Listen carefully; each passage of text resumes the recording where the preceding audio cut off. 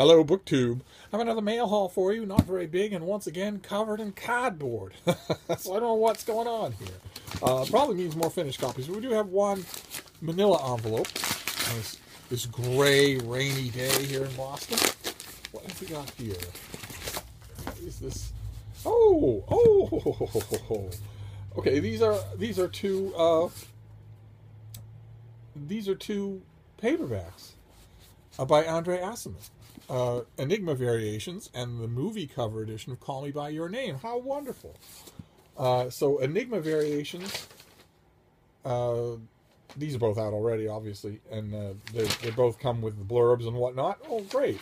Fantastic. I don't think I have a copy of either one of these. Okay, wonderful. And, of course, Call Me By Your Name is the hit movie.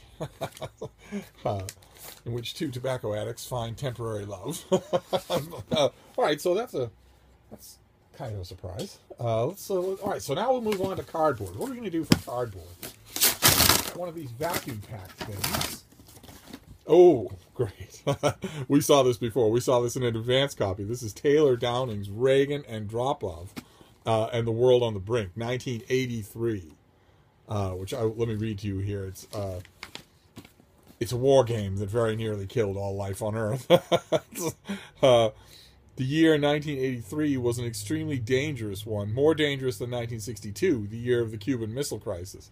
In the United States, President Reagan vastly increased defense spending, described the Soviet Union as an evil empire, and launched the quote-unquote Star Wars, the Strategic Defense Initiative, to shield the country from incoming missiles. Seeing all this, Yuri Andropov, the paranoid Soviet leader, became convinced that the U.S. really meant to attack the Soviet Union, and he put the KGB on high alert, looking for signs of an imminent nuclear attack. When a Soviet plane shot down a Korean civilian jet, Reagan described it as a crime against humanity. And Moscow grew increasingly concerned about America's language and behavior. Would they attack? The temperature rose fast. In November, the White House launched a war game exercise codenamed Able Archer that looked to the Soviets like the real thing. With Andropov's finger inching ever closer to the nuclear button, the world truly stood on the brink. All that is true, although a little of it is shaped. Yuri Andropov was not paranoid, of course. Huge amounts of the American populace, when Ronald Reagan was elected and they started hearing things like evil empire, also worried that he was just going to bellicose, that he was going to saber rattle his way into war. So you didn't have to be paranoid to think that. And the Soviets shooting down a Korean civilian airliner was a crime against humanity. So it's a little bit misleading to characterize that as more of saber rattling. But one way or another, this comes out in April, I think. Yeah, this comes out in late April. And despite the fact that it's of immediate pressing interest to me, I have not finished it. So I'm gonna have to just dive right in. In fact, I ought to do that today because I know the subject really well. And I want to read what this author has to say. Who is Taylor Downing, anyway, when he's at home? Award-winning television producer and author of several vivid and fast-paced, according to the Financial Times, history books, including Cold War, Spies in the Sky, and Churchill's War Lab. He's also written for The Observer, The Sunday Times, The Daily Telegraph, History Today, and Military History Monthly. And he lives in London. I would like to write for History Today. All right. Okay, so we've got 1980s history and some gay fiction. What else can we do here? In this box. What is in this box? Oh, fantastic. Oh, my. Oh, okay, what is the date on this? All right, this also comes out in late April. This is a book that quite a few of you have simply got to buy. I don't often say that, but this is not a very big publisher, and this is a book you have to have. This is Buffy the Vampire Slayer Stats. First of all, look at that cover. But what this is a complete infographic guide to all things Buffy. And that's what it is. It's a guide to everything. To The cost of slayage. Vampires can only enter your home if invited. So how does Buffy's house keep getting trashed? And it gives you an episode by episode guide to the damage to the house. The biggest battles, and a timeline for Spike. This is just for the Buffy fanatic. This is a must-have book. And I knew that before I even looked at it. All I had to do was look it up online. But this is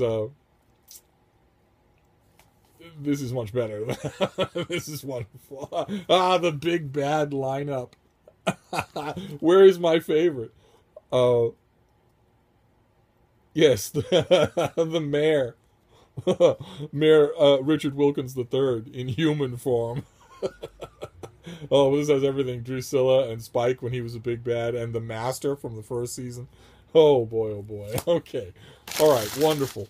All right, so Buffy. And then we move on to this big thing here. I have a small suspicion that I know what this is. And if so, it's going to be another home run. Let's take a look at what this is and see if I'm right.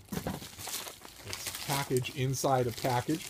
But in this case, I think that it's containing something wonderful, something I've mentioned on this channel before. Okay, it's a package within a package within a package. But that might be going a bit far. Nothing's quite that wonderful. But yes, okay. This is another copy of the photo of the Birds of the Photo Arc by National Geographic.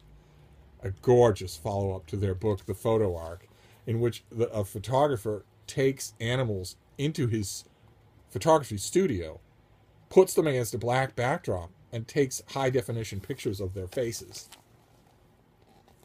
in incredible detail. And they're not against the green screen. They're just themselves.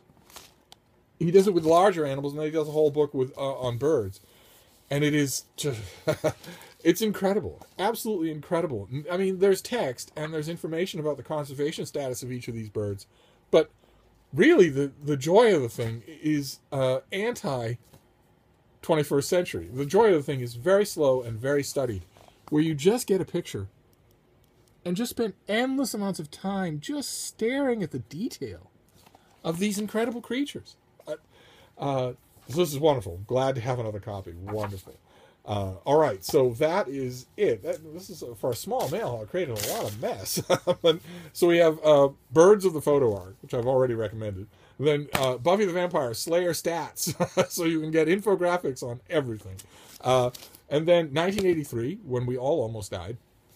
And then two of Andre Aciman's novels, Enigma Variations and Call Me By Your Name.